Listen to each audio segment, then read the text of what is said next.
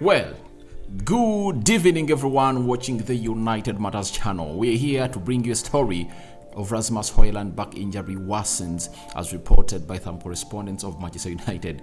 Welcome to United Matters channel once again. Rokan David is my name. You can as well call me RD. Smash the like button close to 300 times and don't forget to subscribe because we want to hit 15,000 subscribers before the end of this summer transfer window. And we are talking Wan-Bissaka impressing Erik ten Hag, and United have gone ahead to lay out a plan to obviously reward him accordingly, and obviously sum it up with a story coming in from Hannibal Mejbri, as United have gone ahead to say no to all the loan options and those teams that want to sign him onto a permanent deal, as Erik ten Hag has seen a lot in him in this recently concluded pre-season. So let's jet it off here, and we thank God for the gift of life for the Muslim viewers and subscribers. Barakallahu fikum, and let's get started from a gentleman known as Matt Hughes. Is a chief sports reporter for the Daily Mail. As well as that, Rasmus Hojlund is nursing a back injury, which is likely to limit his playing time for Man United at the start of the season. An MRI scan conducted as part of his medical revealed a stress response hotspot in his back, which can be the start of stress fractures in young players. So he added and said some sources at Man United are indicating that Hojlund's back injury issue is more serious than club disclosed after completing his transfer from Atalanta last week. It's unlikely that Hojlund will be able to play 2 matches a week for some time. That is it. So this is very, very, very, very disgusting and annoying. And I understand time is what will tell the truth of whether these stories are really right or not, but I've seen even Samuel Lucas come out and obviously put out stories on Rasmus Hojlund, and he's a correspondent of the club, meaning that he's being fed in by the club, and he's a player that has obviously got us excited as the centre forward, and we've gone ahead to pay a lot of money. That is 73 million pounds. Now, for a player we've gone ahead to pay 73 million pounds for, you really understand that it's obviously going to look ugly in the eyes of many. You know, after the criticism on the amount of money that United have gone ahead to pay for the player, now we are into a mess of him being injured. So, who really gave this transfer a green light? Because when you convert the amount of money that United bought Rasmus Hojlund for, that is 72 million pounds. Let's convert pounds to euros, you know, pounds 72, that is close to 83. It's like 84 million pounds, 84 million euros. For that amount of money, would have gotten Dusan Vlahovic, would have gotten Goncalo Ramos, which other player, even Harry Kane. I really believe that would have gone ahead to add close to 27 million pounds to get in Harry Kane at 100 million pounds that Spurs really want. And it shows you that it's not something easy to obviously come out and not blame the medical team of Manchester United. All what they did was very bad. If at all it doesn't happen to work out in a particular way for Rasmus Hojlund, with a confirmation coming in through that he cannot play 2 games a week for now, see to it that his back gets back to where it's supposed to be. That is very, very bad. Spending 72 million pounds on an injury-prone player, whichever person that was running that medical is supposed to be sacked, because 72 million pounds is a huge amount of money. Because you can't be a team wanting a centre forward badly, you know, and you need to eat that one of the problems we faced last season was us not having a centre forward available because of injuries, that is Anton Martial, and you accept this to happen. We need a striker to play in the game of Wolverhampton Wanderers, Spurs, and very many others, and we ended up signing an injury-prone player who is not going to be available for the Wolverhampton Wanderers game. So, for any person, the head of the physio team, to be exonerated from this player has to beat that and obviously find himself in a position to obviously find himself playing games for Man United. And you can look on the other side that the player might also make it happen, and obviously he'll remember Marcus Rashford. He had a back injury in the season of 2019-2020, but after some time he got the rest and he has never gotten that back injury again. So age might be on the side of Rasmus Højlund such that he gets healed. And I know Erik ten Hag is good at this, and he can obviously give him the amount of time he desires as a player to obviously heal and see himself into that ilk of becoming one of the best players into the world. But my worry is, after being slated and putting a red flag on his price in consideration of the number of goals are going to score, there is another red flag about the injury, and it's really going to increase more pressure onto Rasmus Højlund. And right now he's having a lot of pressure onto him, meaning that he might make his debut for Man United as we play a team called Tottenham Hotspur or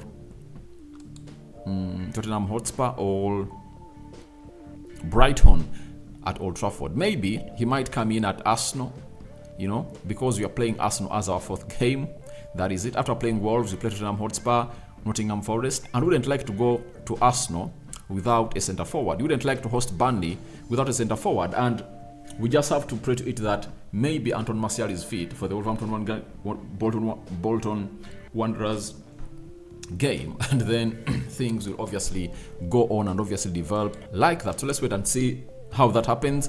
But all I want to let you know is that Man United is into a very huge dilemma, and I'm going to come out and bring you a story of Erik ten Hag trying to defend Rasmus Højlund and being ready to see him really coming through to become the centre forward of Man United. Now, Sami Mikbo, this is another tier 1 journalist who is a chief football reporter for the Daily Mail. He has told us that Man United will start talks with Wan-Bissaka for a new contract once the transfer window ends. Erik ten Hag was impressed with Wan-Bissaka's progress last season and now sees him as an important player. Now, this story of Wan-Bissaka to be really granted a new contract in appreciation of his work, was put out towards the end of last season, and we've been waiting to see any development to it, and thank God that he's going to be given a new contract. It shows you how much he's going to elevate himself as a player,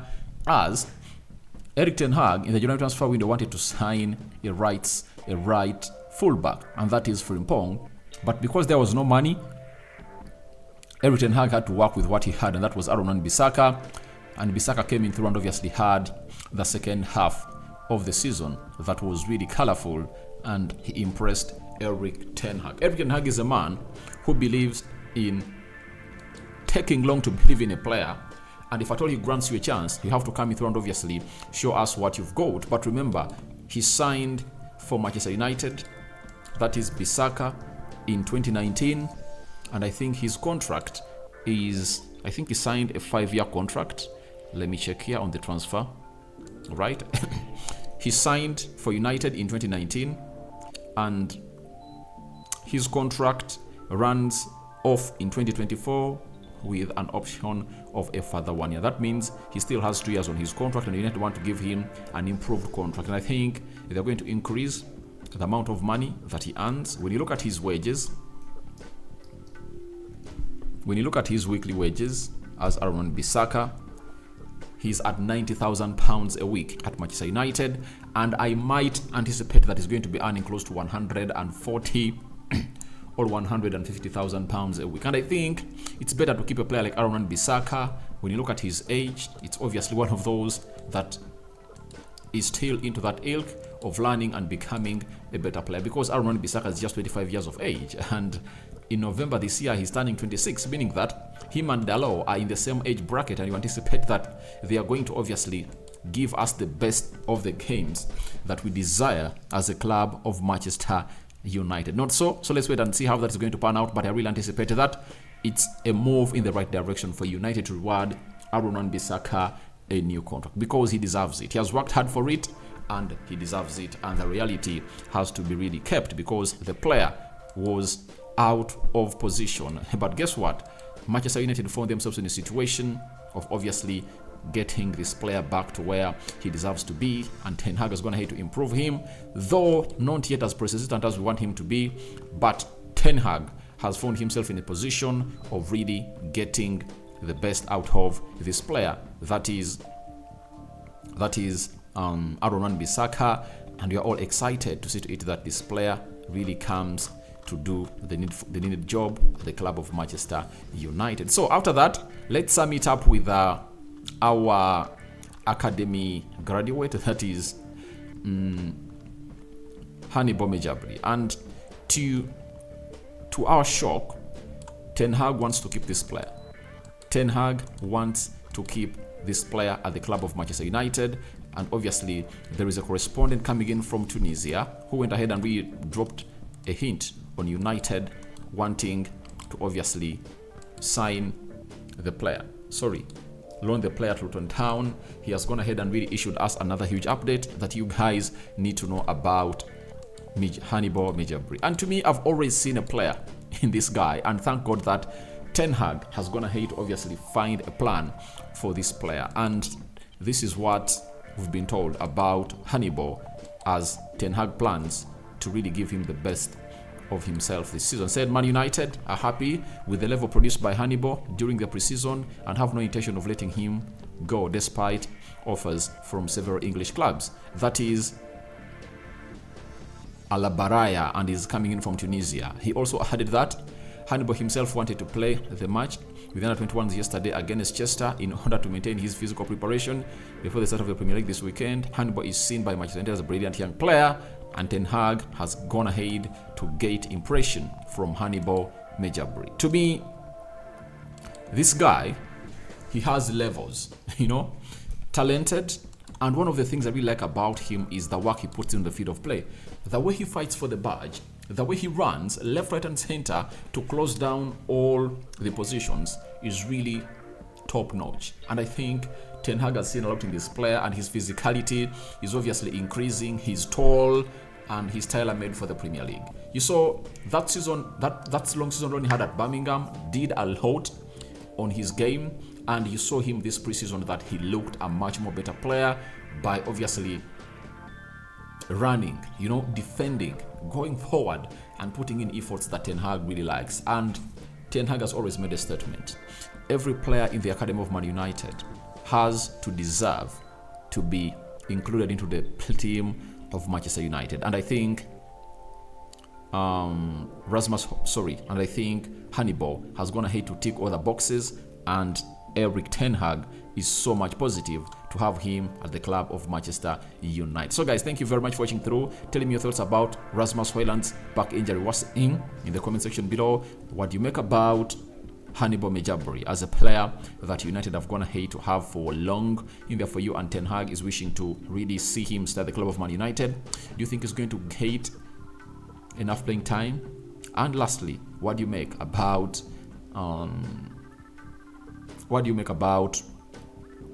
Wan-Bissaka plan to offer him a new contract on the way? I cover you all in the precious blood of Jesus Christ. May the living to God bless you abundantly. Rokan David remains my name. My Muslim viewers and subscribers, Barak Lau Fikum. It's a Tuesday. Let's roll.